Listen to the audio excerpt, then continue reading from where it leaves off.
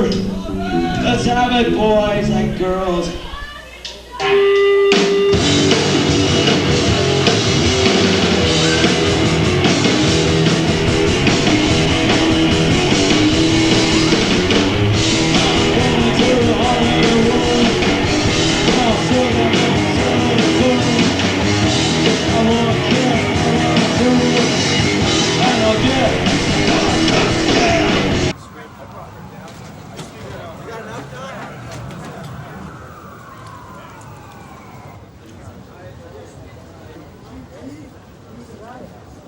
We were standing across the street, and all of a sudden we saw sparks, and it sounded like someone was set off a whole bunch of firecrackers in the middle of the crowd that was standing outside the door. We went back over there, you know, and the guy who shot him was the only one standing out there after everyone ran off, and he started kicking the guy in the head and neck, or the chest. I didn't get close enough to see that. That was after he shot him.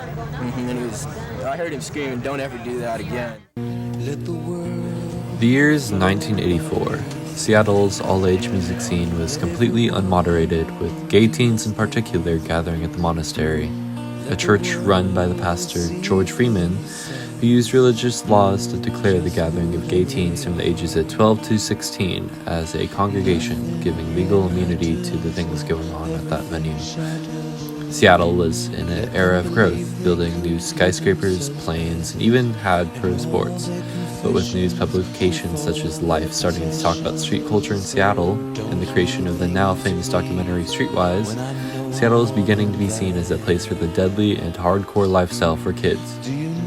Although the monastery and the scenes shown in Streetwise were not connected fully, there was a definite association between the two, and the city used this as a chance to crack down on the rampant child pedophilia, drug usage, and parents wanting to find their runaway children that found refuge at the venue.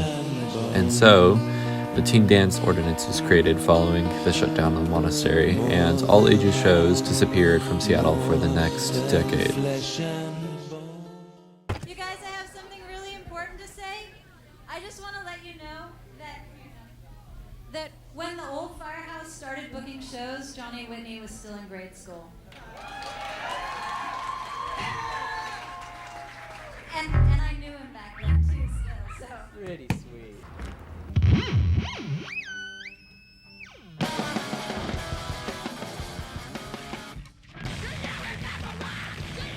So I had the great honor of starting the Old Firehouse in 1992. Shortly after I arrived in Seattle, I got busy working with a bunch of young people out in Redmond to start an all-ages venue.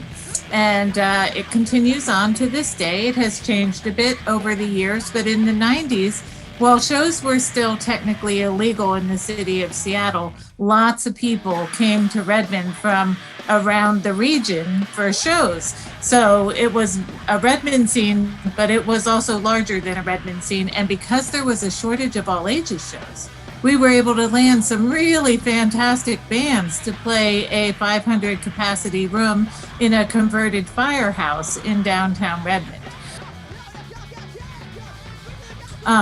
We tried hard through the 90s, lots of activism on the stages at the Old Firehouse about the Teen Dance Ordinance, and really got organized about 1998 with something called the Teen Dance Ordinance Resistance. Although the all-ages scene began moving out of the city of Seattle into places like Redmond, Eastern Washington, and Olympia, a few all-ages venues began popping up in the city of Seattle, and one in particular, the Velvet Ellis, was one of the most notable during the 90s.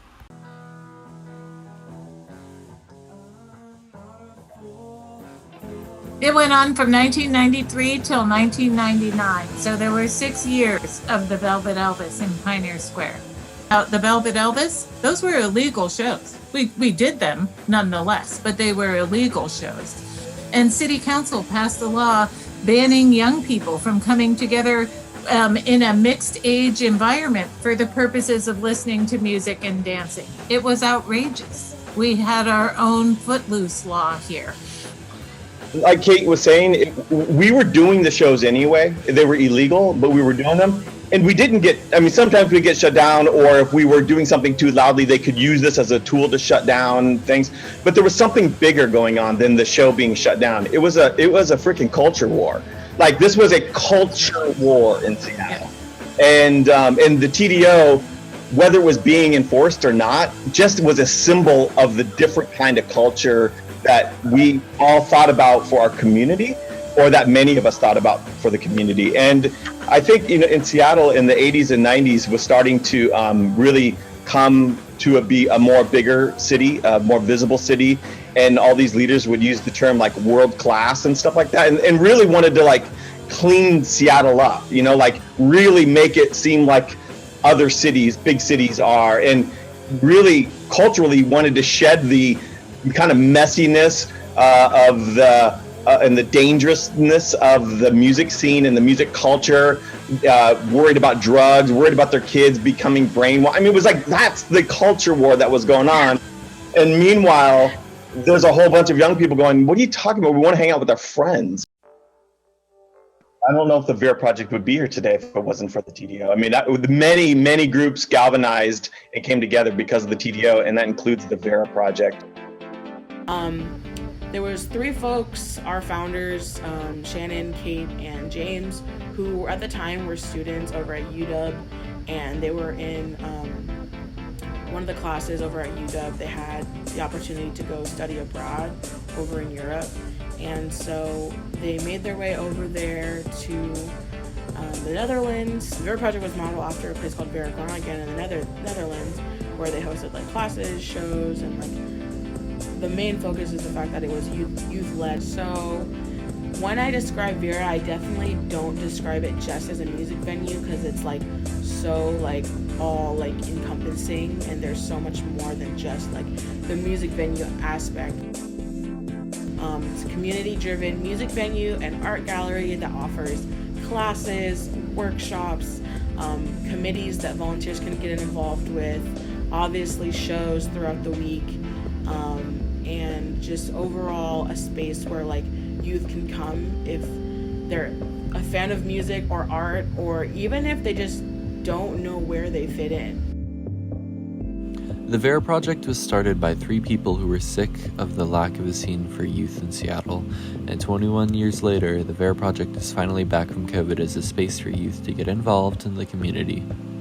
From learning how to run shows, print posters and shirts, have access to photography, film, and music production, and to even use a proper recording studio they can rent for 1/10 of the market rate, the Vera Project is a community for people interested in music to grow artistically with the proper resources. There are now 3 orientations every month, and if you check the veraproject.org, the next orientation dates are usually listed on the website. We at the Vera Project in Seattle, Washington. We're gonna do a lot of crazy stuff today, like watch music and do stuff like that.